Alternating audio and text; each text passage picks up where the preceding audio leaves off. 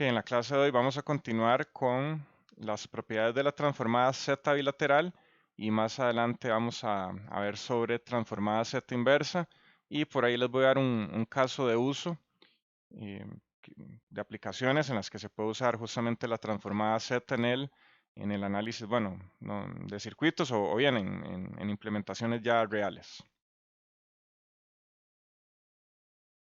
Primeramente tenemos la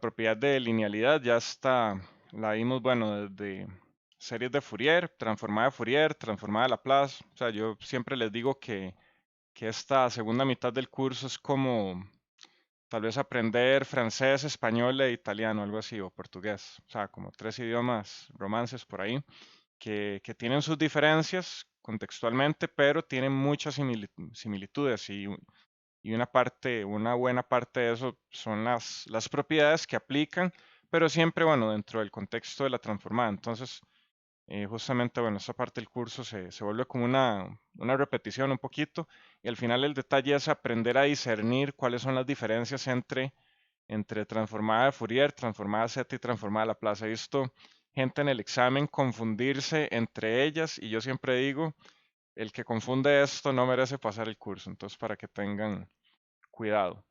La linealidad nos dice que si una señal x1 de n, vean que ahora estamos en tiempo discreto, tiene una transformada x1 de z y una señal x2 tiene una transformada x mayúscula sub 2 de z, si conformamos una señal xn que va a ser una combinación lineal dada por, bueno, aquí esto es a sub 1, ¿verdad?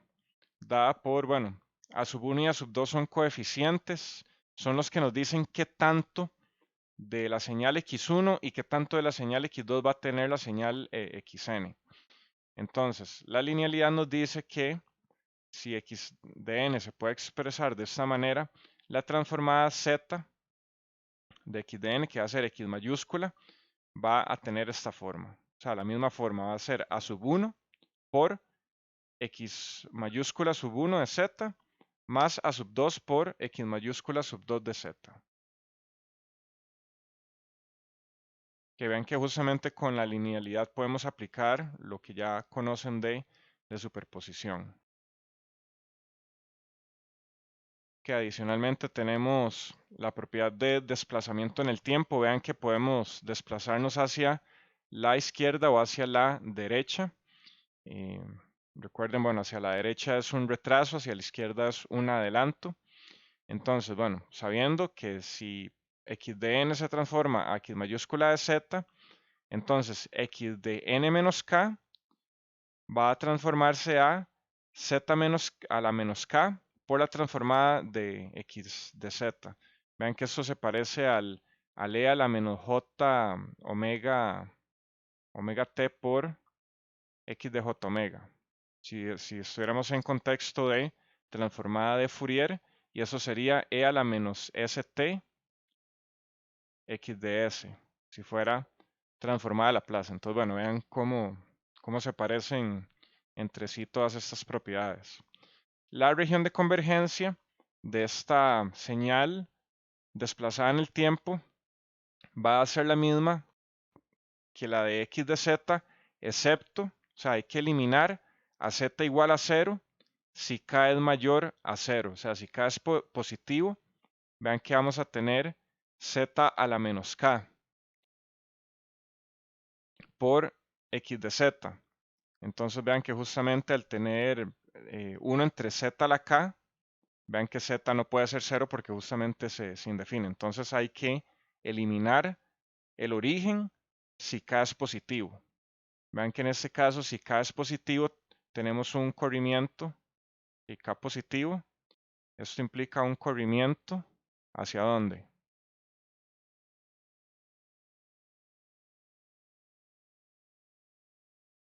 Vean que es a la derecha, o sea, un retraso.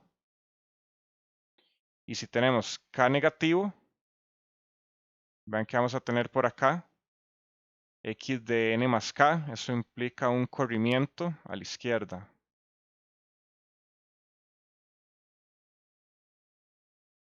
o sea, un adelanto.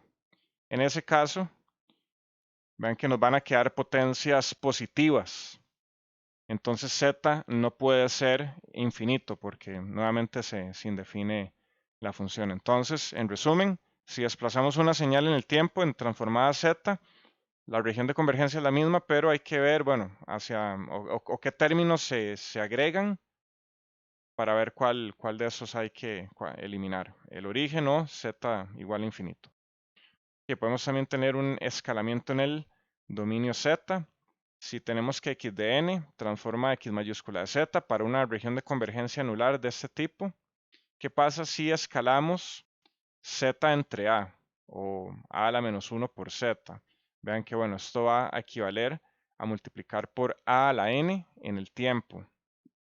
La región de convergencia se va a ver modificada por el factor de a. O sea, R1 va a ser multiplicado por el valor absoluto o la magnitud de A, y R2 va a ser de la misma manera modificado por el valor absoluto de A. Vean que, bueno, A incluso puede ser complejo también en general, pero nos interesan mayoritariamente las señales reales, que son las señales que vemos en la vida cotidiana, ¿verdad? Una señal compleja es simplemente un artilugio matemático que nos sirve para simplificar algunas cosas o incluso, bueno, en aplicaciones más avanzadas, en comunicaciones eléctricas, bueno, como vieron, la modulación en cuadratura es un ejemplo de eso. O sea, vamos a tener una señal compleja que en la vida real no existe como tal, pero estamos haciendo que otra señal es la señal imaginaria, entonces la matemática cierra. Pero bueno, vean que en general nos interesan las señales reales en ambos sentidos de la palabra, en el sentido matemático y en el sentido no matemático, o sea, señales reales que podemos ver en la vida cotidiana. Entonces, bueno, por aquí está la demostración rápidamente. Si hacemos la transformada z de x de n por a a la n, esto es como hacer la sumatoria de a a la n por x de n por z a la menos n. Ahora lo que vamos a hacer es, como tenemos estos dos exponentes, o las potencias, es n, podemos unir por acá a la menos 1 con z a la menos n. Entonces esto equivale a la transformada de a la menos 1 de z. Que adicionalmente tenemos la propiedad de conjugación. Si x de n tiene como transformada z, x de z, vean que eso, o sea, bueno, este siempre va a ser el caso con el que vamos a comenzar. Una señal x de n que tiene una transformada z, tiene una región de convergencia R, ahí cualquiera. Entonces, si conjugamos la señal en el tiempo, esto va a equivaler a conjugar la señal en la frecuencia. La región de convergencia no cambia. Y si x de n es real, que como les digo, este es el caso que más nos interesa, entonces vamos a tener que x de z es igual al espectro conjugado. O sea, se va a cumplir la simetría hermítica. ¿Qué quiere decir eso? Que si tenemos un fenómeno en frecuencia, si medimos un fenómeno en frecuencia, tenemos que enforzar de alguna manera la simetría hermítica con respecto a la fase y la magnitud de esa medición en frecuencia. O sea, si queremos aplicar la transformada inversa para encontrar a qué equivale en el tiempo ese fenómeno que estamos midiendo en frecuencia, hay que extender el, la frecuencia. Entonces, bueno, se me ocurre en el contexto en el que yo hice mi trabajo de maestría una transmisión en canales eléctricos. Ok, aquí vamos a tener, bueno, omega, vamos a tener frecuencia y por aquí vamos a tener, tal vez, podemos tener magnitud. Entonces podemos tener un fenómeno ahí en frecuencia que estamos midiendo punto a punto.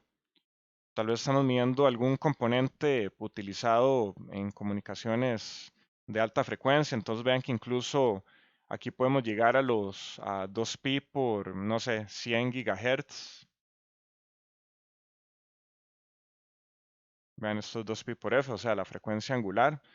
Y podemos tomar mediciones cada 100 megas o no sé, ahí vean que estas mediciones van a ser discretas, justamente, o sea, no podemos tomar infinitas mediciones para hacer aquí un continuo. Entonces, si estamos tomando una medición tal vez de un canal eléctrico, va a llegar un punto donde este canal va a tener alguna eh, pérdida a alta frecuencia. De hecho, va a tener un comportamiento como un filtro paso bajo, ¿verdad? Entonces, bueno, estos números, bueno, vean que esto equivale a la magnitud. Esto puede ser, bueno, en decibeles o ganancia lineal. Esto va a tener también una fase. Entonces, bueno, ¿qué nos dice la simetría hermítica? Que la magnitud es la misma y que la fase es el inverso. Entonces, bueno, aquí lo que hay que hacer es como extender esto a frecuencia negativa justamente.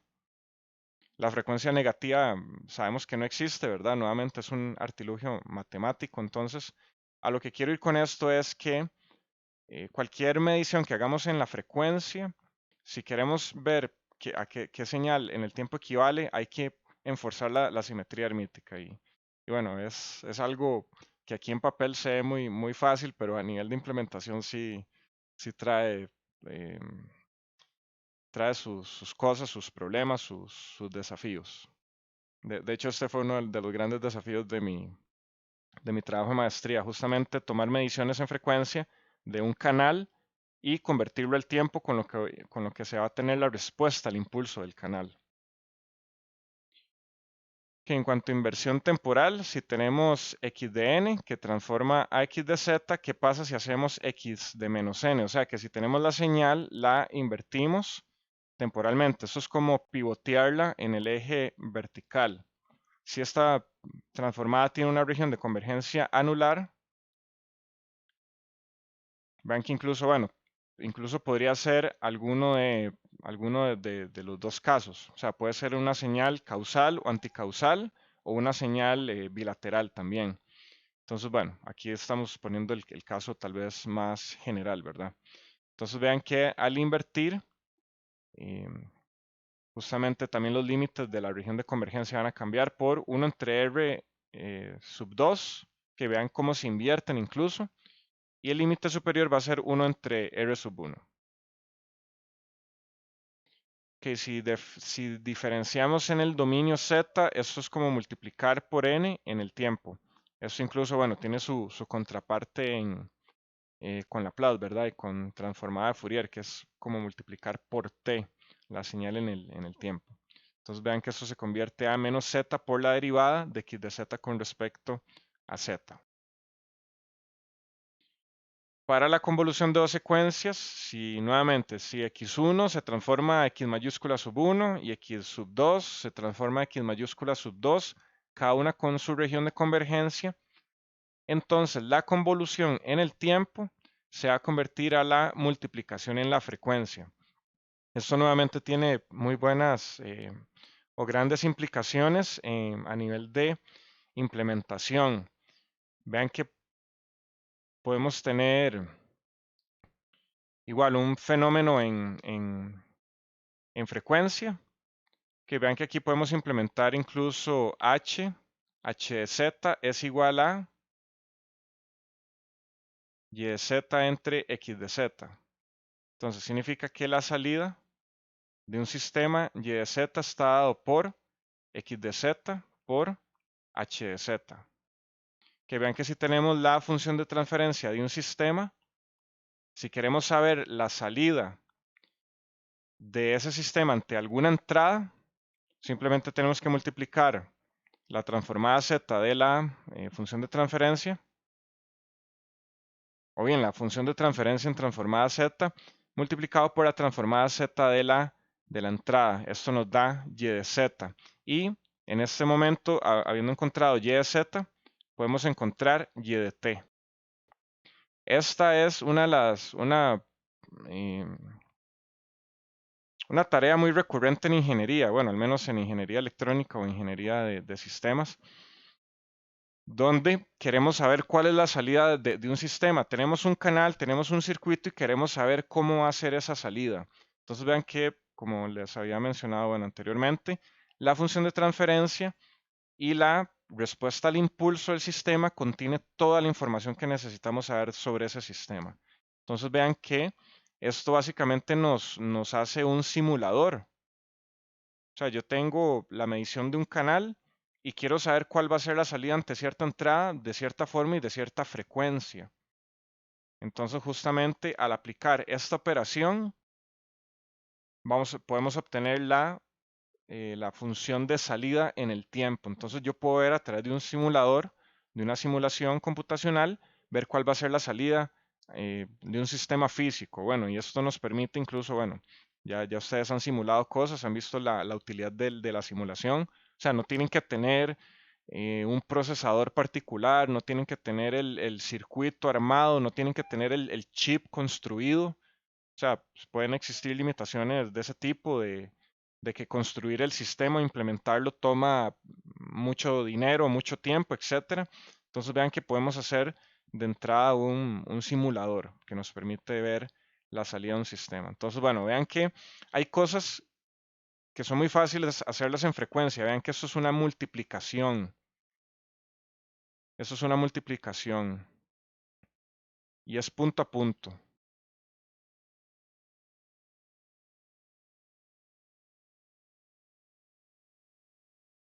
Hay algunas, bueno, como todo, van a surgir ciertos desafíos, incluso trabajando en frecuencia donde las cosas han visto que son más fáciles. Pero bueno, esta otra opción, la convolución en el tiempo, todavía incluso se usa, fue parte de lo que yo usé o realicé en mi trabajo de maestría, que justamente se basa mucho en este curso, irónicamente. Y al final, bueno, terminé implementando un solucionador convolucional, que era básicamente hacer esto mismo, pero por medio de la convolución. Nunca fue una opción hacerlo en frecuencia y verdaderamente nunca entré en detalles, pero sí oí por ahí que había muchas, ciertas dificultades con las que uno se podía encontrar. Entonces, aunque es computacionalmente más costoso, todavía es válido. Entonces vean que en general se puede operar en ambos mundos. Entonces, esto, bueno, lo ven así muy sencillo, pero yo siempre les digo que esta ecuación que está aquí es poderosísima. O sea, eso genera una tesis incluso. Entonces vean que la implementación de esa ecuación no es así como tan directa, de A es igual a B por C. Que tenemos como en Laplace el teorema del valor inicial. Si x de n es causal, o sea que la señal es cero para todo n menor a cero, entonces tenemos que la señal evaluada en x de cero, en cero, es el límite de x de z cuando z tiende a infinito. Entonces, bueno, aquí podemos demostrar esto. Justamente como x de n es causal, esta transformada va a tener esta forma. Recuerden que lo que multiplica z a la menos 1 a z a la menos 2, vean que esas son las muestras de la señal. Justamente, al multiplicar las muestras de la señal por z a la menos 1, z a la menos 2, etcétera, con eso estamos teniendo la transformada z de esa señal. Si esto podemos eh, conjugarlo en alguna expresión polinomial, en un polinomio incluso racional, que bueno, ya tenemos una forma ya compacta de esta transformada, pero bueno, vean que, bueno, como la señal es causal, vamos a tener términos z a la menos 1, z a la menos 2, no vamos a tener términos positivos. Si z tiende a infinito, todos los términos a la menos algo van a tender a cero y se van a eliminar y vean que el único que va a sobrevivir va a ser x de cero. Entonces justamente esto nos lleva al teorema del valor inicial y al parecer no existe su contraparte de teorema de valor final como existe en Laplace. Entonces en el libro y en el formulario del curso van a tener esta tabla que resume las propiedades de la transformada Z bilateral. Que vean que es importante, como en Laplace, es importante que tomen en cuenta si están trabajando o si deben trabajar con transformada bilateral o unilateral. La transformada unilateral, bueno, va a ser el próximo tema de la próxima clase, pero bueno, aquí Básicamente, bueno, tienen este resumen en esta tabla, tienen linealidad, desplazamiento en el tiempo, escalamiento, inversión en el tiempo, conjugación, bueno, parte real y parte imaginaria de una señal, a qué equivale en su transformada, si es que la señal es compleja, si derivamos en z, la convolución y el teorema del valor inicial. Esto lo van a necesitar para resolver, bueno, ejemplos donde tengan que aplicar o donde tengan una transformada conocida, pero quieren encontrar la transformada de otra señal que es esta misma, pero aplicándole propiedades. Se puede mover en el tiempo, invertir, rotar, bueno, no sé, yo siempre digo que es como un bloque de Lego maleable. Entonces, bueno, ahí uno puede encontrar cuál es la transformada de algo a partir de algo ya conocido. Ok, ¿alguna pregunta hasta el momento?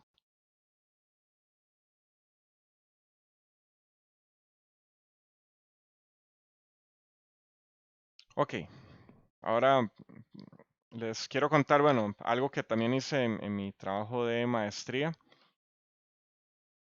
que lo que yo hice fue básicamente un simulador, un sistema de simulación,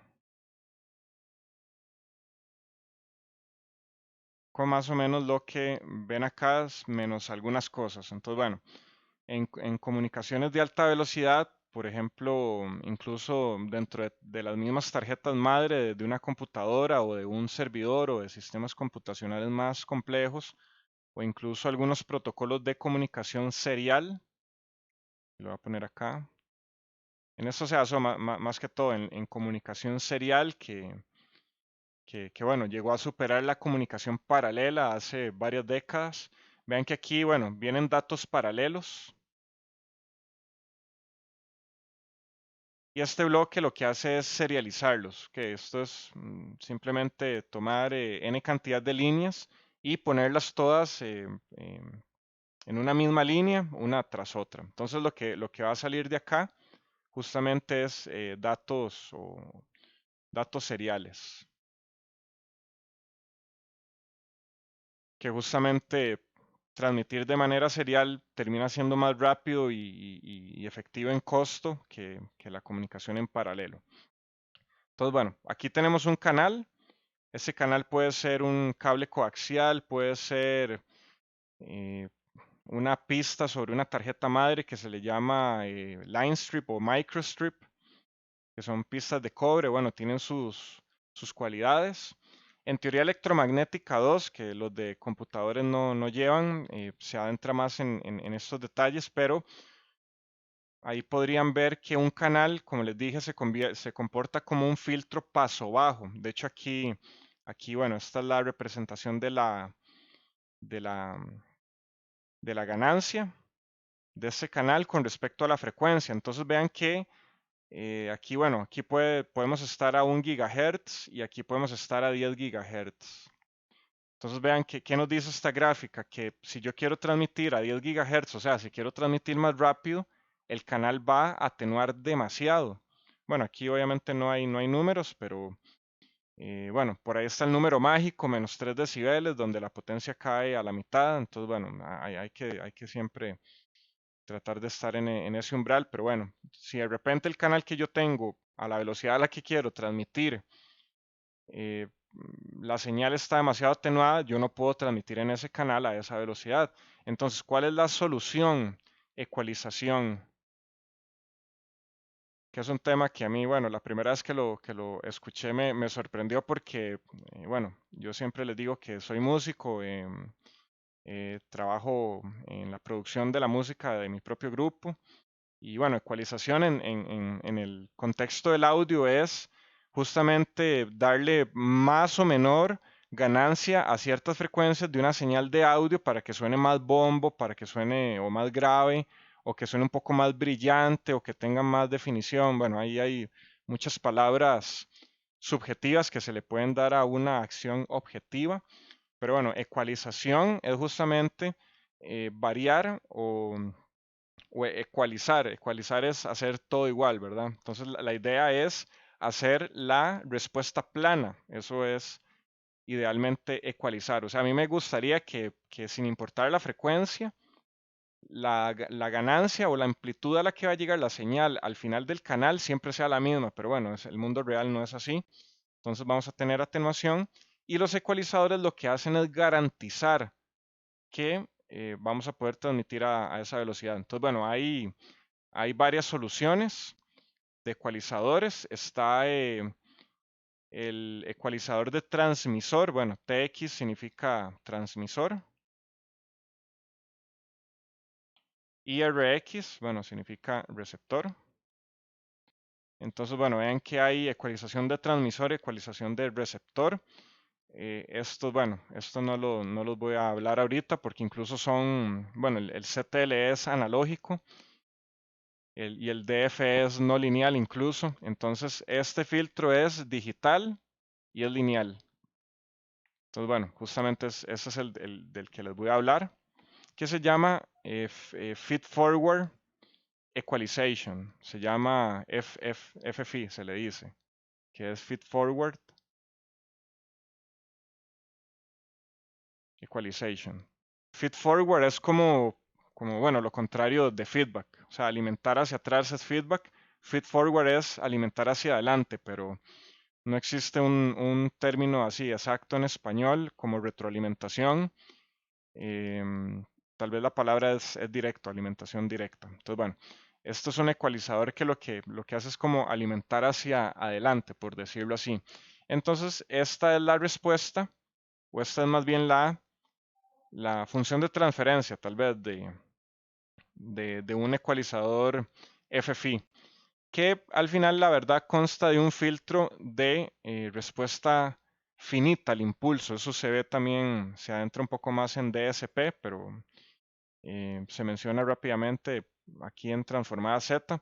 Entonces vean que aquí están entrando datos. Esos datos son unos y ceros, son pulsos, unos y ceros. Que idealmente los pulsos son rectangulares.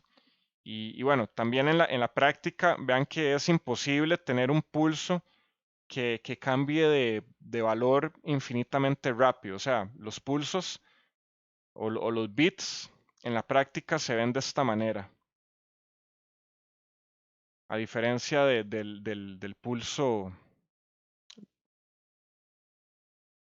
a diferencia del pulso ideal que viene acá y de repente, de manera infinitesimal, cambia su amplitud. Eso no es posible, ¿verdad?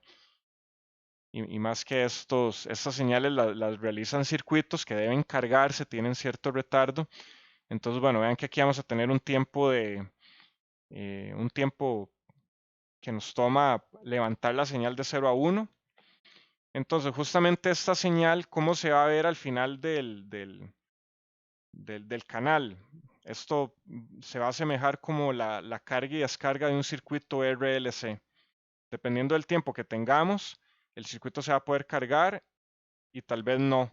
Si es muy rápido, vean que ni siquiera va a llegar a la amplitud, tal vez que yo tengo aquí de límite para poder reconocer entre un 0 y un 1. Entonces, justamente eso es lo que pasa cuando transmitimos bits muy rápido. La amplitud empieza a atenuarse y al final ya el receptor no sabe qué es un 0 o qué es un 1. Entonces, bueno, un problema que hay justamente en este tipo de sistemas es esto que tenemos acá. Si se fijan, vean que esto es energía. O sea, cuando transmitimos un pulso en este canal, vean que tenemos aquí toda esta cola de energía. Y si recuerdan, bueno, la exposición sobre sistemas lineales invariantes en el tiempo, sistemas LTI, yo puedo contraponer eh, las respuestas de todos estos pulsos justamente por superposición. Entonces imagínense que yo quiero transmitir, no sé, un 1, un 0 y un 1. Vean que solamente un 1 va a tener toda esta energía remanente. Eso se le llama como la cola. Entonces, si yo quiero transmitir un bit, digamos 1, 0, 1, voy a tener un pico. O sea, voy a tener esta misma señal que está acá, la voy a tener repetida, pero movida en el tiempo.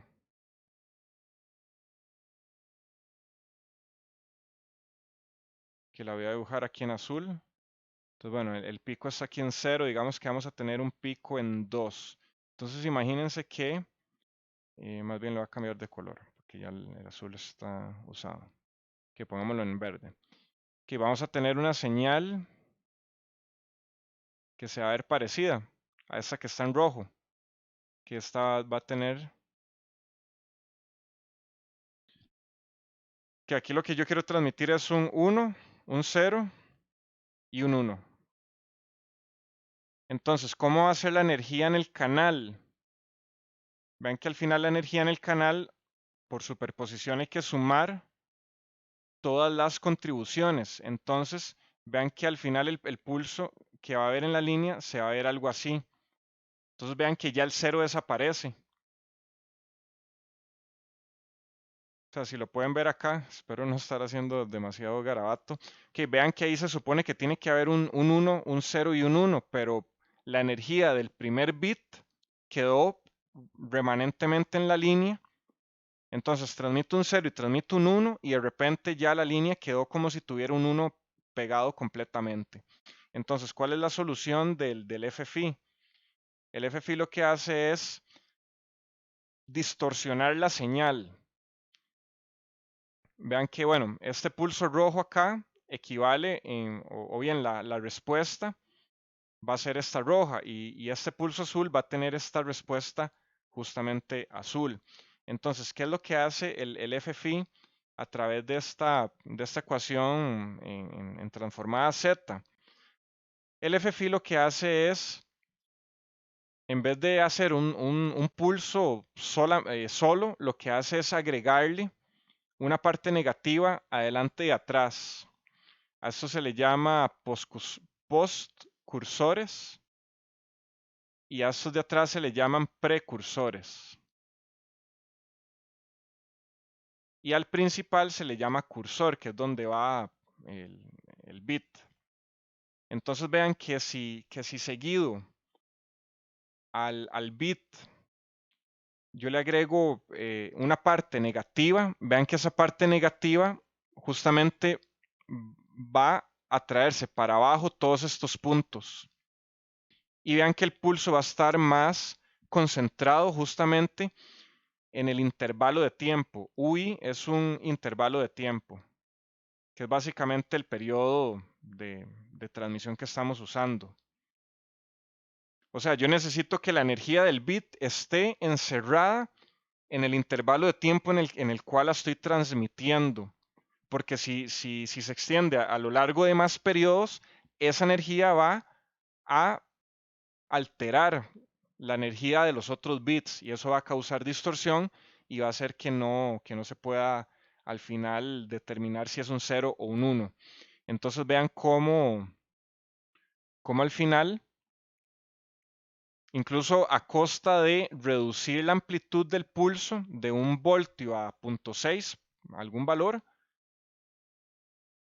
vean que estamos reduciendo la amplitud, pero estamos favoreciendo que no exista esta energía remanente, que esto va a causar diafonía, se le llama diafonía o crosstalk en el canal. Entonces vean cómo, em, bueno, ahora tratemos de hacer la relación entre la ecuación y la señal. Que la ecuación es esta que está acá. Entonces, bueno, vean cómo la amplitud del precursor es menos 0.131, que es este valor que está acá. Luego, el valor del cursor va a ser 0.59 o 0.6. Vean que aquí está en 0.6. Y este otro es menos 0.27, que es el que tenemos acá. Que este pulso que está acá es anticausal en realidad. Vean que estamos teniendo una parte negativa antes de que suceda el pulso. En realidad los sistemas deben ser causales y si queremos implementar este filtro, más bien esto se debería ver así. Donde voy a tener el pulso principal, más bien voy a tener el precursor.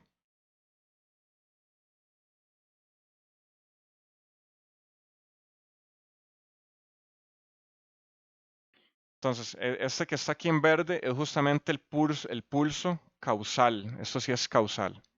Esto no es anticausal, es no causal más bien. Anticausal es, sí, es para el otro lado. Esto es no causal. Vean que no podemos saber por eso hay que retrasarlo, porque no podemos saber qué va a pasar a futuro. Entonces, bueno, ¿cómo se implementa justamente esta señal? Vean que aquí vienen los datos y lo vamos a hacer pasar por un filtro digital, que tal vez más adelante van a haber implementaciones de este tipo de filtros. Estos bloques que están acá son retardadores. Un retardo, que recuerden que z a la menos 1 implica un retardo de una unidad. Entonces vean que aquí tenemos un montón de retardadores en cascada. Y bueno, aquí vienen los datos y este no tiene retardo, que es a eso se le llaman taps. Taps son el valor del coeficiente del filtro. Entonces, bueno, vean que este primero es W de menos 1 y W0 va a tener un retardo de 1, que es justamente ese que está acá. Y ahí, bueno, vean que aquí podemos tener más hacia la derecha, o sea, más postcursores. O sea, podemos tener Z, que podemos tener 1, 2, 3, 4, 5, 6, 7, 10, incluso, o sea, por diseño podemos hacer los que queramos. Llega un punto donde ya meter más no genera mayor beneficio en la señal. Y vean que aquí también podemos tener más precursores. Entonces, bueno, ¿cuál es la distribución de ellos? Pues depende de la aplicación. Entonces, bueno, vean que esta señal digital podemos hacerla justamente con un filtro digital de respuesta finita al impulso. Y bueno, así es como se ve en la práctica. A eso se le llama diagrama de ojo, porque justamente vean, vean que parece un ojo. Esto básicamente lo que hace es contraponer todas las transiciones que podamos tener, que por eso ahí aparecen aquí un montón de colores. Entonces vean que aquí vamos a tener un montón de transiciones distintas. Entonces justamente el diagrama de ojo lo que hace es superponer una detrás de otra todas esas transmisiones. Entonces, vean que si la señal tiene una buena amplitud, el diagrama del ojo va a estar abierto. Pero si la señal empieza a perder amplitud, por acá, vean que ya de repente el, el ojo ya se va a empezar a cerrar. Entonces, bueno, vean que esto que está acá es puro, o sea, el ojo está cerradísimo acá. Esto implica que ese enlace es malo para transmitir. Pero si aquí tenemos cierta amplitud vertical de tensión, significa que vamos a poder discernir del nivel 1 al nivel 0. Vean que al final estamos transmitiendo una señal analógica en un canal que justamente tiene una codificación, puede tener, bueno, una codificación de 2 niveles, de 4 niveles, hay diferentes codificaciones. Entonces, si el diagrama está abierto, significa que podemos tener buena recepción. Entonces, bueno, vean lo que tenemos acá. Tenemos diferentes respuestas. Esta es la respuesta del canal. Y aquí esta escala está lineal. Si esta escala fuera logarítmica, esto se vería algo así, como que aquí tiene una caída muy, muy fuerte. Pero bueno, está en escala lineal, entonces bueno, vean que justamente tenemos una caída lineal con respecto a la frecuencia. Entonces, bueno, este dice que es el canal de un servidor de 17 pulgadas de longitud. También entre más largo sea el canal, más atenuada va a llegar la señal. Eso es como estarle hablando a alguien y que esa persona empiece a alejarse. Y de repente a los 20 metros yo estoy hablando a este volumen y esa persona ya no me va a escuchar. Yo voy a tener que empezar a gritar, voy a tener que aumentar la amplitud de mi voz para que esa persona me escuche. Pasa lo mismo con los canales. Entonces, si yo quiero transmitir, incluso vean, a 10 gigabits por segundo, que eso equivale a una frecuencia de 10 gigahertz. Vean que a 10 gigahertz tenemos una pérdida de 40 decibeles. Eso es una pérdida increíblemente alta. Entonces vean que en este canal no podemos transmitir a 10 gigabits por segundo. Vean que podemos transmitir bastante bien a 1 gigabit, pero bueno, eso es una señal, eso es una velocidad muy baja. Y en general siempre queremos todo más rápido, queremos que nuestra tarjeta de video trabaje lo más rápido posible, para eso tiene que transmitir información lo más rápido posible de, no sé, de un punto a otro dentro del sistema computacional. Entonces, si le agregamos un, un feed-forward equalizer o un ecualizador eh, se me va el nombre ahorita en español, pero bueno, vean que eso es un filtro FIR o un filtro de respuesta finita al impulso. Esta es la respuesta que tiene este filtro. Vean que tiene este pico a 5 gigabits por segundo. Más bien aquí queremos transmitir a 5, no a 10, por la frecuencia, a eso se le llama la frecuencia de Nyquist, que eh, la frecuencia que nos interesa es la mitad de la frecuencia de transmisión. Entonces más bien aquí queremos transmitir a 5. Es justamente donde está el pico. Y bueno, hay una forma de diseñar este filtro de tal manera que el pico esté a 5, a 6, a 10 al punto que se desee. Entonces vean que si le ponemos este filtro al canal al inicio, ¿cuál va a ser la respuesta del canal? Que vean que aquí está en verde. Vean que aquí más o menos viene algo plano a -15 y aquí ya empieza a caer a 5 gigabits por segundo. Entonces estamos teniendo una pérdida de 15 decibeles en amplitud, pero estamos asegurando que lo que llegue al final del canal vamos a poder discernirlo, aunque la amplitud sea pequeñita. Incluso, bueno, podemos meterle ganancia en algún punto de la transmisión para hacer que esa señal esté de vuelta a 1 voltio. Entonces, bueno, vean, este es el efecto de meter un filtro digital de este tipo que podemos ver de manera con transformada Z en una aplicación real. ¿Qué? ¿Alguna pregunta?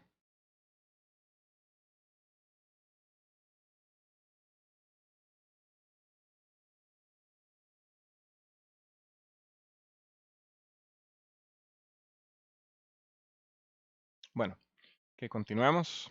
Me extendí tal vez un poco con esta primer parte. Entonces, bueno, tratemos de avanzar un poco más rápido ahora con transformada de Z inversa.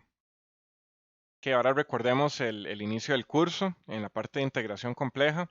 Que vean que no es en vano que repasamos estos temas. Tienen importancia acá. Entonces, bueno, recordemos el teorema de la integral de Cauchy, la fórmula de la integral de Cauchy. Esta nos dice que la integral sobre un contorno cerrado de z a la n-1 menos k,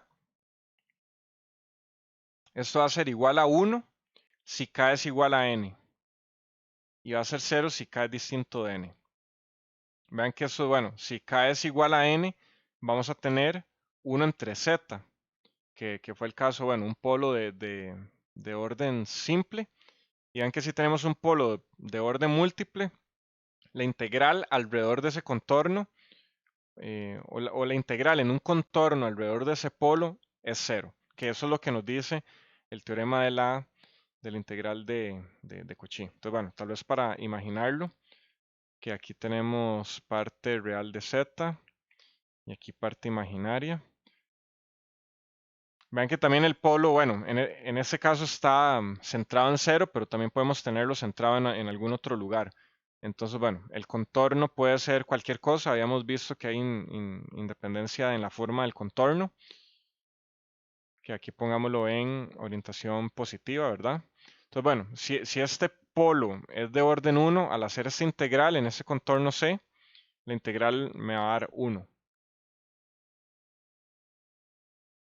Y si el polo es de orden múltiple, pues va a dar 0. Entonces, bueno, con esto comenzamos esta exposición sobre transformada Z inversa. Que a la definición de la transformada Z, que es esta, que la X mayúscula de Z, o sea, la transformada Z de una secuencia X de K, en este caso, bueno, va a ser la sumatoria de esa secuencia en el tiempo multiplicada por Z a la menos K. O esto puede ser n también, pero bueno, n o k. ¿Qué pasa si multiplicamos ambos lados por z a la menos 1 e integramos en un contorno cerrado que contenga el origen y esté dentro de la región de convergencia? Entonces, bueno, vean que eso es como, aquí lo que hicimos fue multiplicar z a la n menos 1 y aquí integramos sobre el contorno, igual por este otro lado. Entonces nos va a dar este resultado que tenemos acá, que la integral de x mayúscula de z por z a la n menos 1 de z es igual a la integral sobre contorno cerrado de la sumatoria de menos infinito a infinito de x sub k, que es la secuencia o la señal en el tiempo.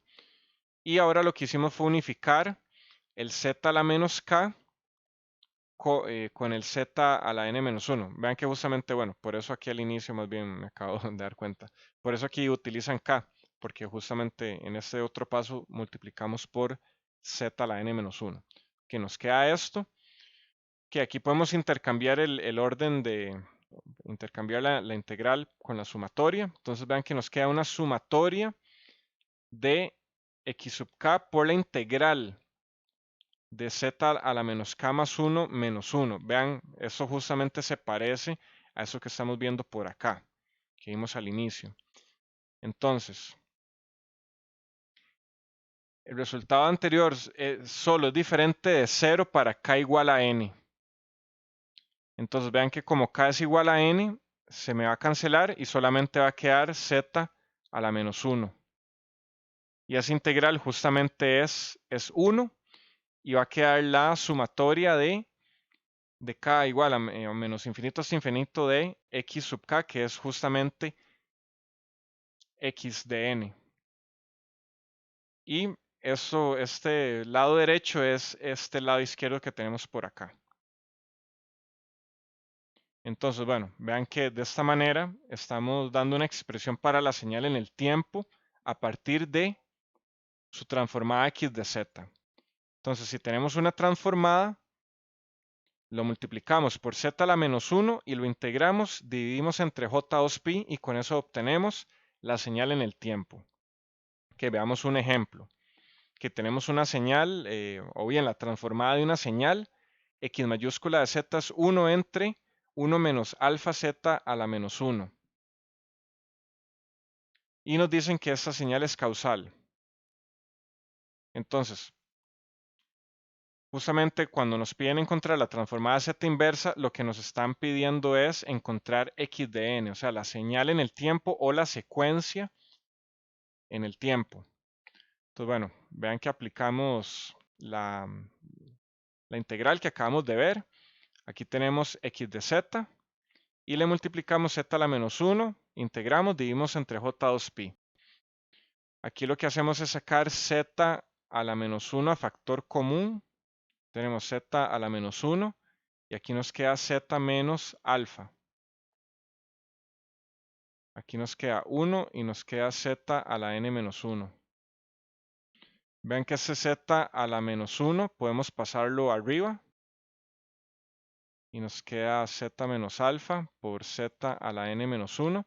Entonces vean que es z a la 1 por z a la n menos 1 es como tener, nos va a quedar z a la 1 menos 1, entonces nos queda z a la n, que es justamente este resultado que tenemos acá.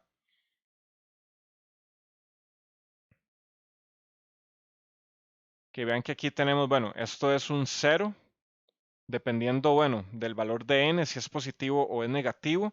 Y aquí tenemos un polo en z igual a alfa. El contorno C debe estar dentro de la región de convergencia. Entonces, bueno, vamos a escoger una circunferencia de radio mayor a magnitud de alfa. Ok, con esta expresión, como les dije, si n es mayor a 0, se tiene un 0 de orden n en z igual a 0, el cual no nos va a dar mayor trabajo. O no vamos a tener ningún 0 cuando n es igual a 0. En ambos casos vamos a tener un polo en z igual a alfa. Vean que en ambos casos podemos aplicar la fórmula de la integral de Cauchy para obtener directamente esta integral, que recuerden que era justamente, bueno, tomar z a la n, o bien ordenar el polinomio de cierta manera que nos quedara únicamente el polo abajo, y si teníamos algo dividiendo abajo, podíamos pasarlo arriba como 1 entre ese valor. Entonces, bueno, vean que en ese caso ya nos queda ordenado y nos queda que ese término es z a la n. Entonces, básicamente, x de n es evaluar z a la n en z igual a alfa. Y eso nos queda a la n. Y bueno, aquí también asumimos que la señal es causal, entonces le podemos multiplicar un x, un u de n, un escalón. El otro caso donde n es negativo, la función tiene un polo de orden n en z igual a 0, que también está dentro del contorno, y vamos a tener dos polos, z1 igual a 0 y z2 igual a alfa. Ambos contribuyen al valor de la integral. Entonces, bueno, con n igual a -1, que vamos a tener que esta integral va a ser la suma de estos dos términos. 1 entre z menos a, evaluado en z igual a 0, y 1 entre z, evaluado en z igual a a. Entonces, bueno, vean que nos queda -1 entre alfa más 1 entre alfa, esto nos da 0. Si evaluamos para n igual a -2, nos va a quedar de la misma manera, nos va a quedar igual a 0. Que esto se puede repetir para cualquier n negativo, y esto va a resultar que x de n es igual a 0. Ok, bueno, resumiendo ambos casos, entonces nos queda que justamente la transformada z inversa de la expresión que vimos es a la n por u de n. Que ese es el primer método que tenemos para encontrar transformada inversa de z. La segunda forma es por medio de expansión en series. Que vean que podemos hacer una comparación de las series de potencias, que ya también vimos haciendo una repetición de estos temas de inicio de curso. Vean que eso podemos compararlo con la definición de transformada z. O sea, básicamente la transformada z es una serie de potencias. Y bueno, esta converge a la región asociada x de z, que en este caso, bueno, puede ser cualquier cosa. Que nos dicen, calcule la secuencia en tiempo discreto x de n si su transformada z tiene esta expresión algebraica. O sea, eso es un polinomio racional. No,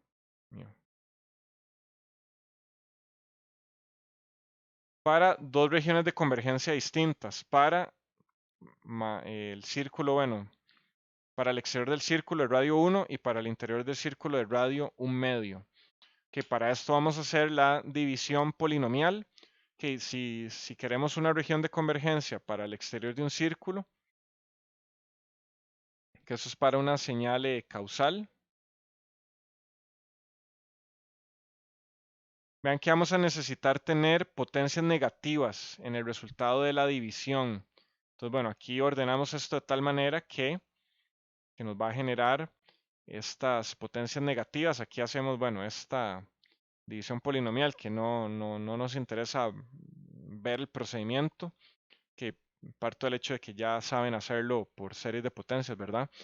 Y vean que lo que nos vaya quedando multiplicando a los z a la menos n, justamente equivalen a las muestras de la señal. Recuerden lo que les dije hace un momento, que en una secuencia de transformada z, los valores que multiplican a los z a la menos n justamente son las muestras de la señal.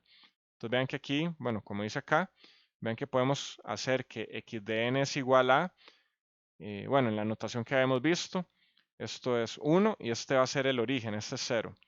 1, 2, 5 medios, 11 cuartos, y ahí va, etcétera. Podríamos encontrar tal vez un patrón para estos números, pero habría que analizarlo.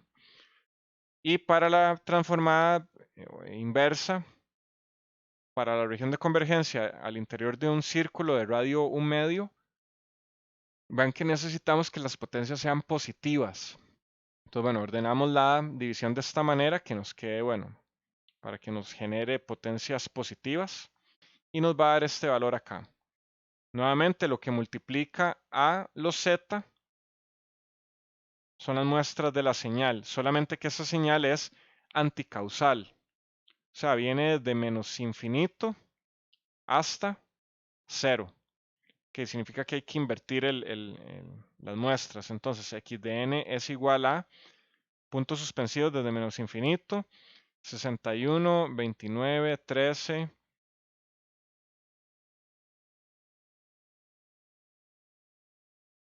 5, 1 y 0. Que eso nos da las muestras de la señal particularmente. XDN podría equivaler a alguna serie también, o sea, estas muestras podrían seguir un patrón, habría que analizarlo, pero bueno, vean que eso es mucho trabajo. Incluso, bueno, este método no provee una forma cerrada para XDN, simplemente nos da las muestras. Por forma cerrada, me refiero a que XDN es igual a, no sé, n por alfa a la n, algo así. Eso es una forma cerrada, o sea que si evaluamos para n igual a 1, vamos a tener un valor, para n igual a 2 vamos a tener otro valor. Entonces vean que este método no provee una forma cerrada. Es inestable numéricamente si se automatiza para ser calculado en computador. Y bueno, o sea, vean que es bastante complicado. Que vean que podemos, a ver, en este ejemplo, que eso lo vamos a hacer por series de potencias también. Nos piden calcular la transformada z inversa del logaritmo natural de 1 más alfa z a la menos 1 para una región de convergencia para el exterior de un círculo mayor a magnitud de alfa. Que bueno, para eso hay que tener, bueno, recordar un poco tal vez álgebra lineal o tener un conocimiento adicional que tal vez no vimos en ese curso necesariamente. Que sabemos que la serie de Taylor para logaritmo de 1 más x para el interior de un círculo de radio 1 es esa expresión que tenemos acá. Entonces, bueno, si hacemos justamente la comparación de lo que tenemos en bueno, en z, logaritmo de 1 más alfa z a la menos 1. Vean que en ese caso x es alfa z a la menos 1. Entonces, bueno, vamos a tener esta misma expresión. Entonces, bueno, vean que aquí, justamente esto que está acá, o sea, todo lo que no sea z a la menos n, justamente va a corresponder a x de n. Que vean que esto sigue justamente la forma de la transformada, que la transformada x mayúscula de z es la sumatoria de x de n por z a la menos n. Entonces, bueno, aquí lo sacamos por series de potencia y aquí obtenemos, bueno, directamente este resultado y esto es una señal anticausal porque nos están pidiendo el exterior de un círculo. No, más bien mentira, me equivoqué. Esto es una señal causal.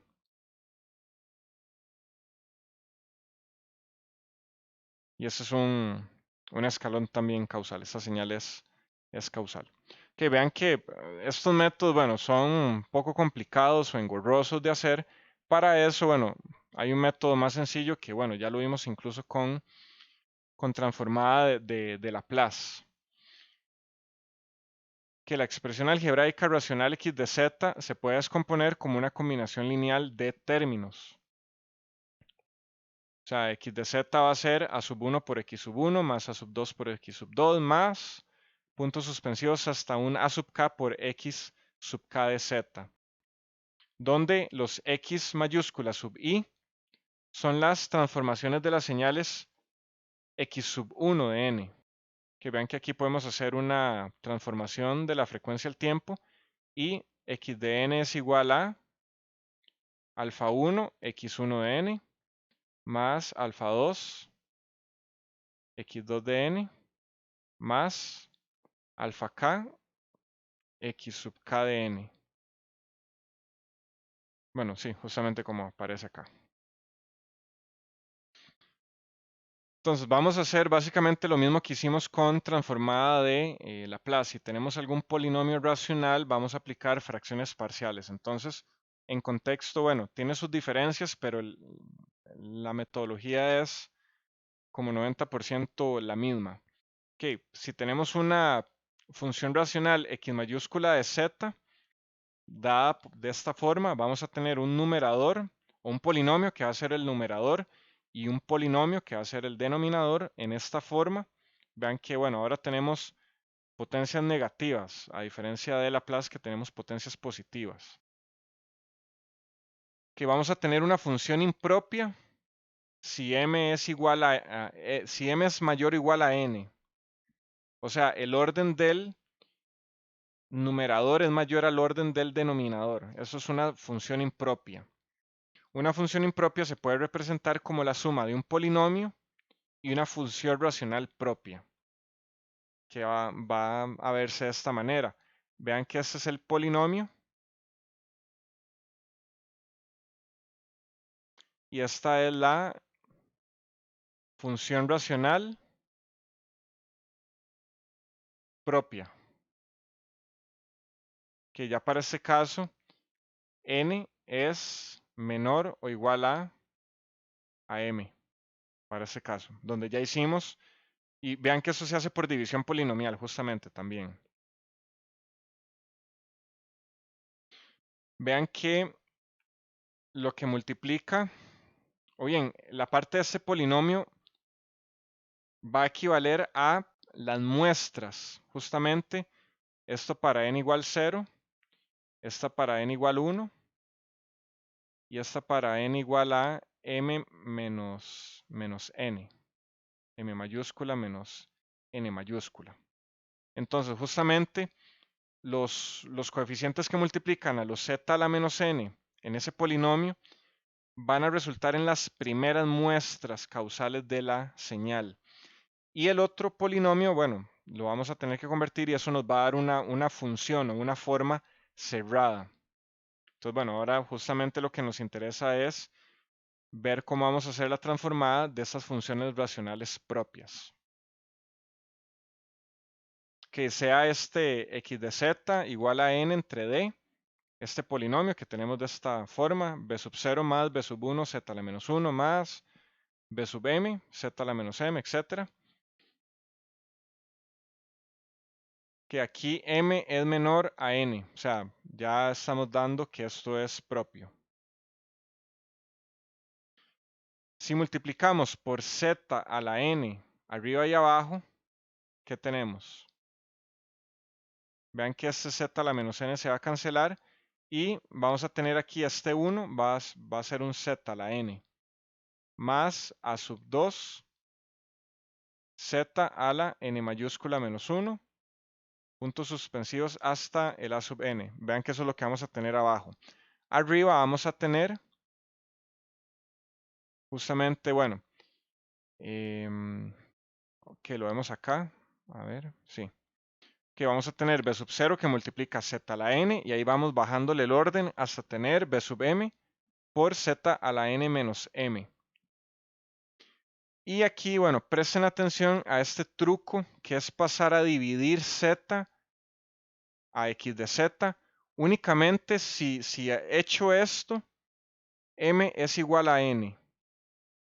O sea, si arriba tenemos un z a la 3 y abajo tenemos un z a la 3, que si x de z es igual a esto, vean que si hacemos este truco, x de z entre z es igual a z a la 2 entre z a la 3. Y vean que esto ya es propio. O sea que si tenemos un polinomio donde el orden del numerador y el denominador es igual, vamos a tener que pasar a dividir para justamente que nos quede una función propia. Esto es para evitar incluso hacer la división polinomial. Vamos a ver ahorita qué implica esto.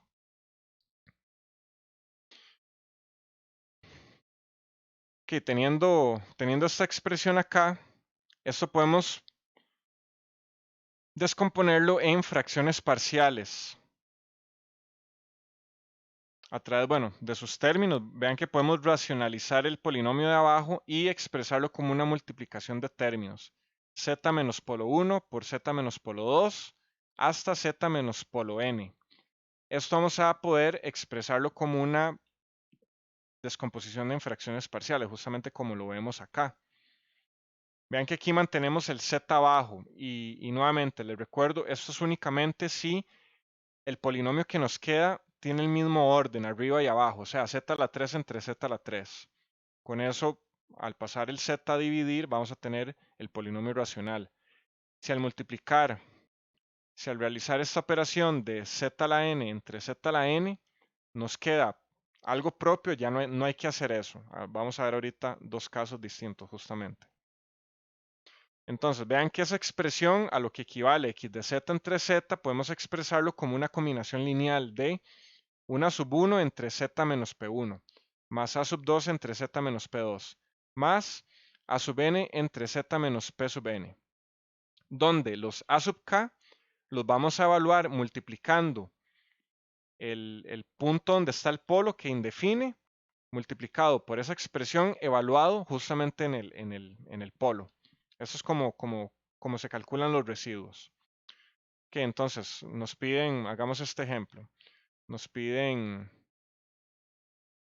encontrar la descomposición en fracciones parciales de este término y con ello encontrar la transformada inversa x de n de la función x de z que nos están dando, sabiendo que esta es causal. Es importante saberlo desde el inicio, tenemos que decirlo.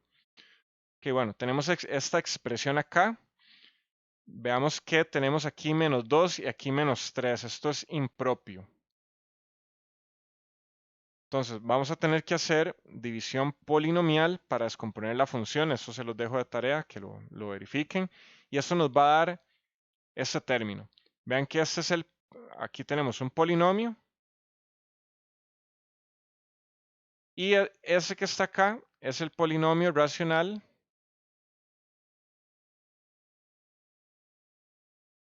Y en este caso nos queda propio. Que vean que el orden de arriba es 1 y el orden de abajo es 2. Entonces nos vamos a enfocar en este polinomio ahorita. Esto lo vamos a dejar de último. Ok, a ese polinomio le vamos a multiplicar z a la 2 y dividir z a la 2. ¿Por qué z a la 2? Vean que este es justamente este término. O sea, queremos eliminar este término. Si aquí dijera z a la menos 3, habría que multiplicar por z a la 3 entre z a la 3. Entonces, al multiplicar por z a la 2, vean que ahora nos va a quedar potencias positivas. Que este paso es necesario, convertirlo a potencias positivas, vean que va a ser un poco más fácil de manejar matemáticamente. Y nos va a quedar un polinomio de orden 2, z a la 2 más 5 sextos z más un sexto. Eso podemos racionalizarlo y nos va a quedar z más un tercio por z más un medio. Y arriba nos va a quedar un sexto. Vean que esto podemos ya descomponerlo por fracciones parciales y nos va a quedar a1 entre z más un tercio más a2 por z más un medio.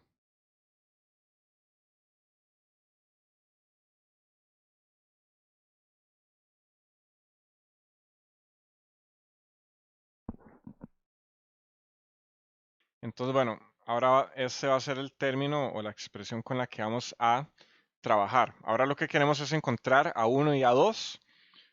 Podemos hacerlo, bueno, de la manera que lo hacíamos en cálculo integral, que es pasar esto que está acá a multiplicar acá y evaluar algunos de los términos que haga cero y eso nos va a dejar alguna de las dos constantes o por medio de los residuos. Cualquiera de los dos métodos funcionan. Ok, si aplican eso, van a encontrar que a1 es menos un tercio y a2 es un medio.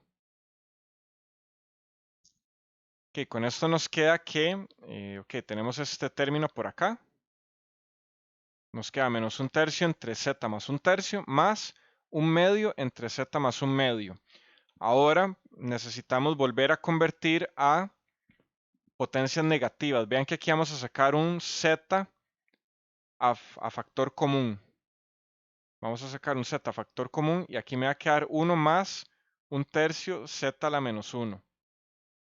Y vean que este z acá vamos a poder pasarlo arriba como z a la menos 1, lo cual nos va a quedar menos un tercio por z a la menos 1 entre 1 más un tercio z a la menos 1. Nos queda esa expresión. Esta otra por acá hace exactamente lo mismo. Ahora, si se van a buscar las tablas, que van a ver que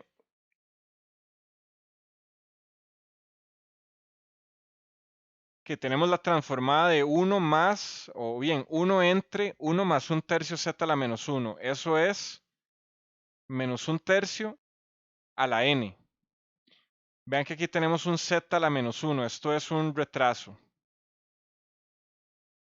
Y ese se va a ver visto en este n menos 1 y multiplicado por u de n menos 1. Vean que aquí es donde vamos a poner el retraso. Y este menos 1/3 justamente sale acá por linealidad. Entonces nos va a quedar esa expresión. Menos 1/3 por menos 1/3 a la n menos 1 por u de n menos 1. Y por el otro lado, con el 1 medio nos va a quedar, bueno, vamos a hacer exactamente lo mismo. Menos 1 medio a la n menos 1 por 1 medio por u de n menos 1. Vean que aquí, ¿a qué equivale menos 1/3 a la n menos 1?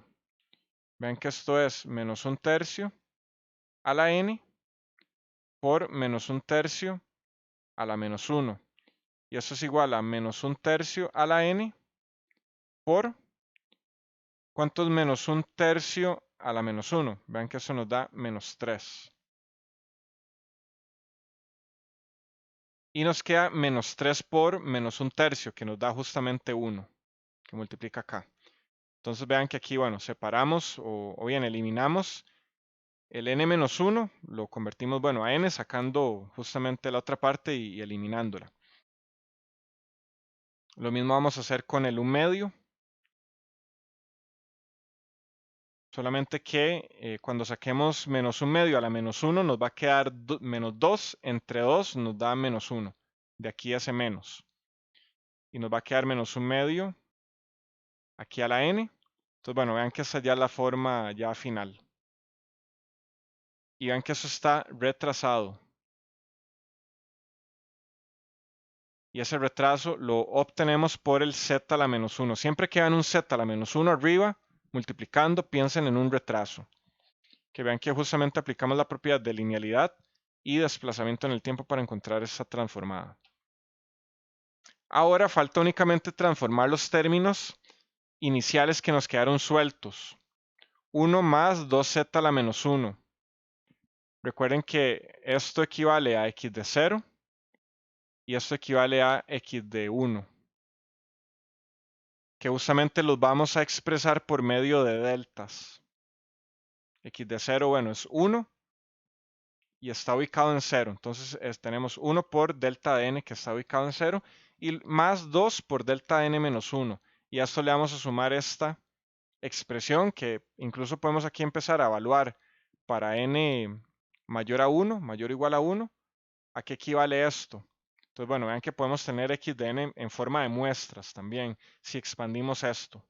Pero en general nos interesa tenerlo de manera cerrada, que es justamente lo que no pudimos obtener con los otros métodos. Que ahora nos piden determinar la expansión en fracciones parciales de este otro término, que es donde vamos a ver el truco que les digo de x de z entre z. Y con esto ya casi vamos terminando. Que tenemos esta expresión, que bueno, por aquí está más o menos el desarrollo, pero lo voy a hacer por acá. ¿Qué pasa si aquí multiplicamos por z a la 2 y dividimos entre z a la 2? Que vean que nos queda z a la 2 que multiplica 1 más z a la menos 1. Y abajo nos queda z a la 2 que multiplica 1 menos z a la menos 1 más 1 medio z a la menos 2. Que eso nos va a quedar z a la 2 más z entre z a la 2 menos z más 1 medio. Que justamente lo que tenemos acá.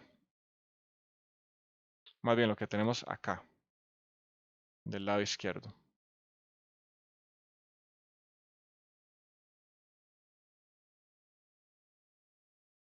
Que vean que tenemos z a la 2 y z a la 2. O sea, esto no es propio. Entonces tenemos que sacar un z factor común que justamente es este que está acá.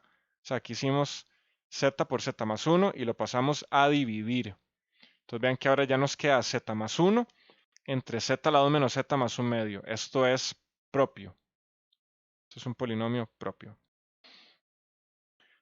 que los polos de este polinomio de abajo son un medio más menos j un medio, o raíz de 2 entre 2 por e a la más menos j 45 grados, o raíz de 2 entre 2 por e a la más menos j pi cuartos. Ahí cualquiera de las dos como quieran manejarlo. Entonces, esta expresión x de z entre z, que es esta que está acá, z más 1 entre z a la 2 menos z más 1 medio, podemos expresarlo como una expansión en fracciones parciales. A1 entre z menos p1 más a2 entre z menos p2. Vean que aquí podemos también sacar, o bien, podemos volver a pasar este z a multiplicar y sacar estos z factor común y nos va a quedar 1 menos p sub 1 z a la menos 1 y este z se cancela con este z. Entonces vean que nos queda esta otra expresión. Estas dos expresiones son equivalentes en realidad y vamos a ocupar ambas. Que vamos a ocupar ambas. Que lo importante es ver que esto es equivalente, es lo mismo. Simplemente pasamos esto a multiplicar y sacamos el z factor común. Ahora vamos a buscar, o bien, cómo es A1 y cómo es A2. Que eso es simplemente, bueno, A1 es multiplicar z menos P1 a x de z entre z y evaluando en P1. Esto es básicamente, bueno, arriba nos va a quedar que vean que, bueno, justamente se nos va a eliminar un punto donde se indefine y nos va a quedar z más 1 entre z menos P2 evaluado en z igual a P1. Esto nos da un medio menos j 3 medios. Y A2 lo encontramos de manera análoga y nos da un medio más j 3 medios. Vean que esto es complejo conjugado.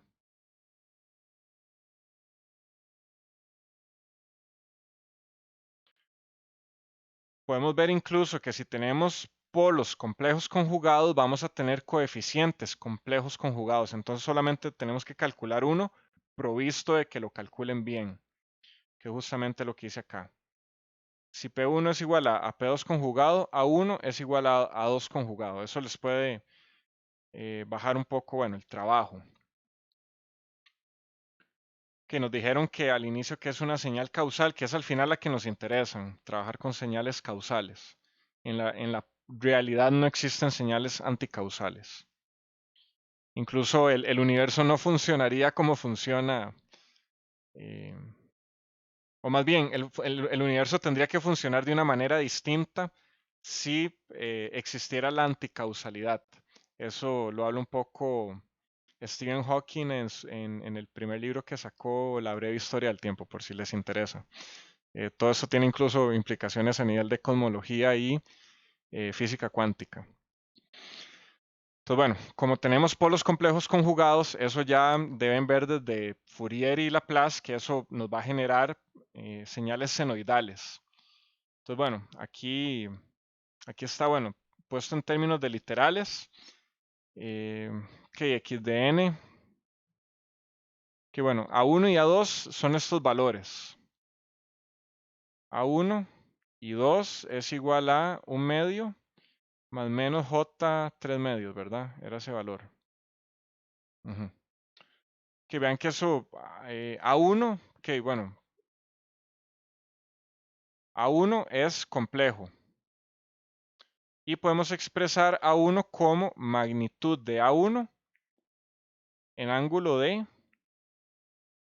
zeta A1 o en ángulo de A1.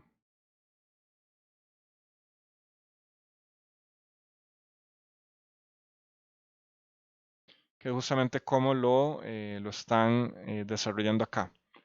A1, que podemos expresarlo de esta manera, también vean que P sub 1 pertenece a los complejos, también. Y P sub 1 podemos expresarlo como magnitud de P sub 1 en ángulo de P sub 1. Entonces vean que aquí, bueno, sacamos las magnitudes a la n y aquí sumamos los ángulos. El ángulo de A1 y n por el ángulo de P1. que esto, bueno, sale de la potencia. Entonces vean que aquí vamos a tener e a la j algo más e a la menos j ese algo. Si multiplicamos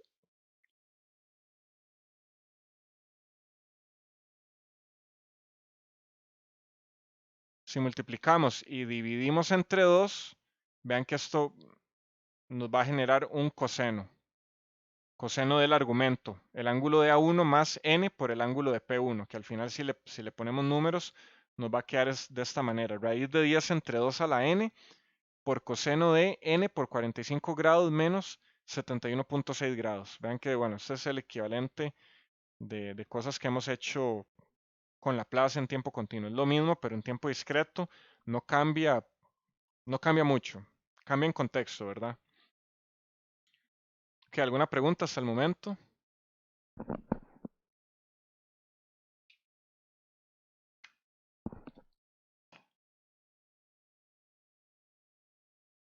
Ok, ya casi vamos terminando.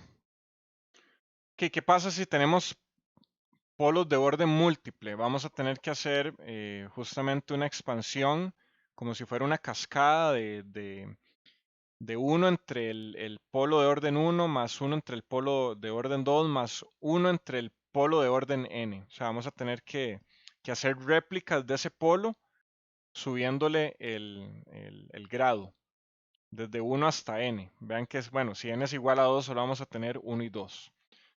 Donde los coeficientes de a sub 1k se pueden obtener por medio de derivaciones sucesivas. De hecho, el que es más fácil es el que tiene el orden completo. Estos otros hay que obtenerlos por medio de derivación. Entonces, bueno, entre más sean, más hay que derivar. Que justamente hagamos un ejemplo donde tengamos que hacer de este tipo. Vean que aquí tenemos un polo de orden 2, justamente acá. Que vean que lo que hacemos entonces es multiplicar por z a la 2 entre, no, mentira, hay que hacerlo por z a la 3. Que vean que el orden de abajo es z a la 3. Entonces multiplicamos aquí por z a la 3 entre z a la 3, que eso nos da, que vean que este z a la 3 podemos partirlo entre z a la 2 y en z. Este z lo vamos a repartir acá y este z a la 2 lo vamos a repartir acá.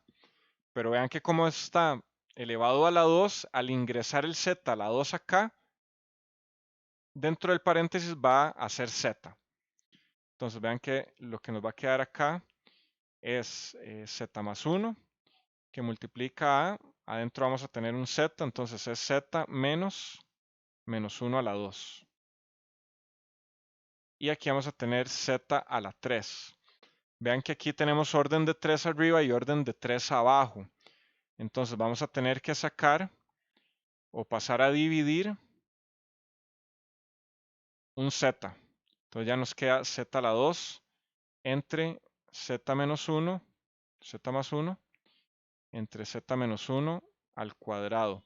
Vean que esto solamente es necesario, y ojo, solamente es necesario si los órdenes son iguales.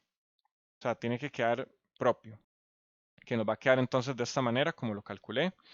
Y vean que esto podemos expresarlo como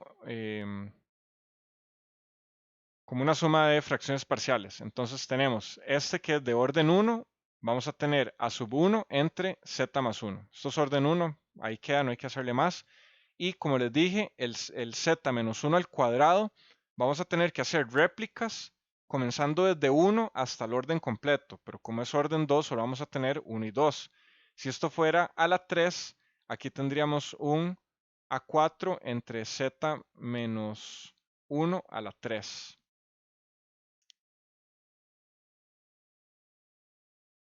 Pero bueno, no es el caso.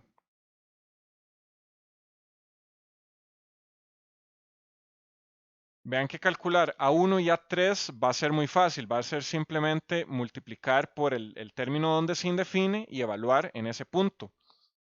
Y vean que tenemos que multiplicarle eso a x de z entre z, muy importante. Que es justamente ese término que está acá. Lo voy a poner en verde. Ese que está acá, que va a ser el término al cual le vamos a multiplicar este valor. Entonces vean que si le multiplicamos z menos 1 a la 2, eliminamos este término y nos queda z a la 2 entre z más 1 evaluado en z igual a 1, justamente donde se indefine. Eso nos va a dar un medio.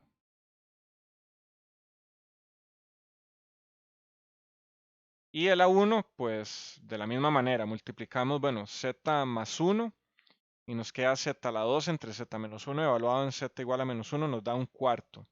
Entonces vean que ya tenemos A1 y A3. Esos son los fáciles de encontrar. Ahora para encontrar el valor de A2 vamos a tener que derivar. Entonces bueno, primero es multiplicar z menos 1 a la 2, multiplicárselo a x de z entre z.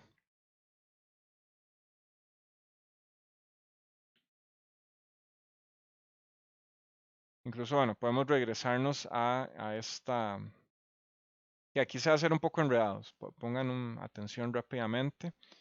¿Qué pasa si multiplicamos? ¿Qué pasa si le multiplicamos z menos 1 a la 2 a toda esta expresión? Que al fin y al cabo es x de z entre z. Multipliquémosle z menos 1 al cuadrado. Vean que va a quedar a1 que multiplica a z menos 1 al cuadrado entre, aquí es z más 1, aquí me quedé sin espacio, más a2 que multiplica a z menos 1 al cuadrado entre z menos 1. Me va a quedar z menos 1. Y aquí me queda el a3 solo. Pero a esta expresión por definición vamos a tener que derivarla. Vamos a tener que derivarla. Entonces, ¿qué pasa si derivamos esta expresión que está acá? O bien, esa que está acá. Vean que la derivada de a sub 3 es 0. La derivada de a sub 2, z menos 1 es a sub 2. Y bueno, la derivada de este término es un poco más, bueno, compleja por regla de la cadena. Vean que esto es la derivada de lo de arriba por lo de abajo sin derivar, menos lo de arriba sin derivar por lo de abajo derivado entre lo de abajo al cuadrado. Entonces la derivada de z menos 1 a la 2 es 2z menos 1 por lo de abajo sin derivar menos la derivada de lo de abajo, que es la derivada de z más 1 es 1, por lo de arriba sin derivar. Entonces nos queda z menos 1 al cuadrado arriba. Y abajo nos queda z más 1 a la 2.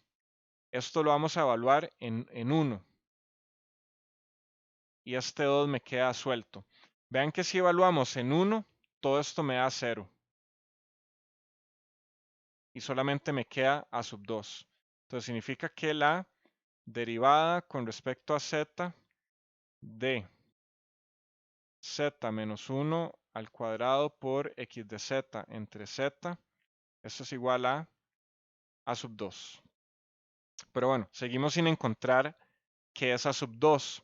Para eso vamos a necesitar otra expresión. Vean que x de z entre z también equivale a esto que está acá. Z a la 2 entre z más 1 por z menos 1 a la 2. Entonces podemos derivar también ese término multiplicándole z menos 1 a la 2. Que vean que si multiplicamos aquí z menos 1 a la 2, justamente se cancela esto con esto y queda z cuadrado entre z más 1. Vean que podemos aplicar el mismo método que aplicamos acá, derivar esa expresión y evaluarla en z igual a 1.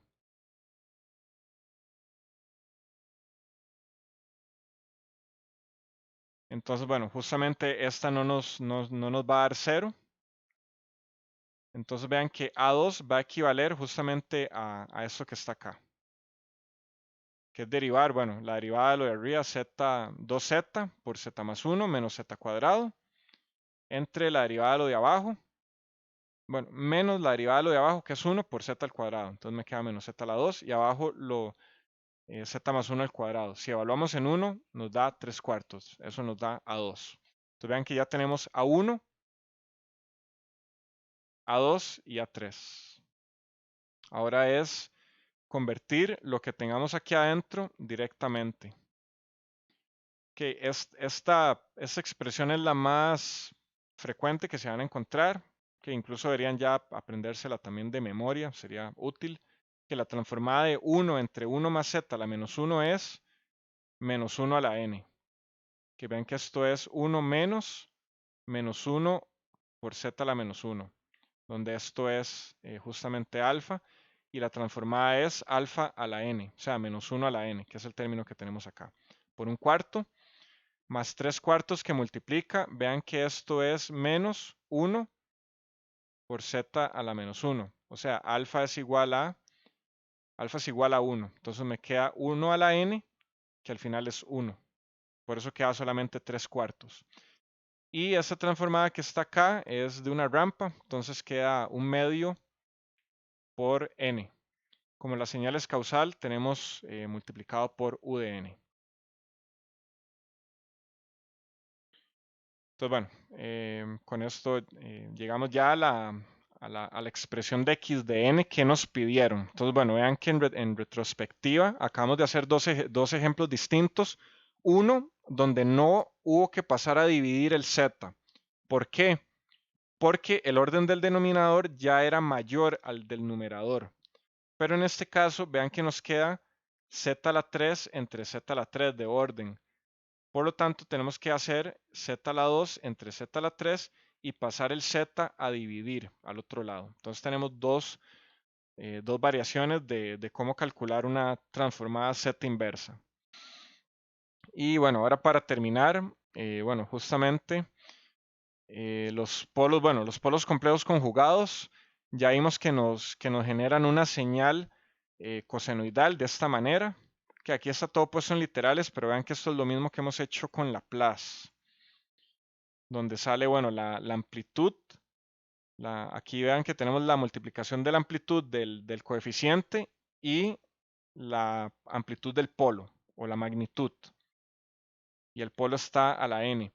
Y justamente en el argumento del coseno vamos a tener, bueno, aquí una combinación de los ángulos de la constante y del el ángulo del polo multiplicado por n. Entonces, bueno, esto nos va a dar una función cosenoidal multiplicada por un exponencial. Entonces, bueno, vean que esto va a tener tal vez una respuesta de esta manera, más o menos. Vamos a tener alguna oscilación, pero el exponencial le va haciendo esta envolvente que va a hacer que tienda a cero. Justamente esta es la envolvente de algún alfa a la n. Entonces los polos complejos conjugados van a generar este tipo de respuestas sinusoidales. ¿Dónde? Y ojo aquí, de aquí podemos hacer la comparación del diagrama de polos y ceros a qué pasa en el tiempo. La distancia del polo al origen determina la atenuación exponencial y el ángulo de los polos respecto al eje real determina la frecuencia de oscilación. Los ceros afectan la amplitud y fase a través de la influencia que tienen con el coeficiente a sub k. Y para el caso de polos múltiples utilizamos, bueno, las tablas, donde, bueno, este tipo de expresión, bueno, va a tener aquí una transformada de una rampa o bien un n por p a la n u de n. Pero bueno, ahí se pueden encontrar cualquier cosa. Pero bueno, vean cómo justamente la ubicación de los polos me va a moldear la respuesta en el tiempo. Justamente así se diseñan filtros digitales, más o menos viendo cuál es la magnitud y justamente el ángulo que hay entre ellos. Ok, con esto llegamos al final de la lección.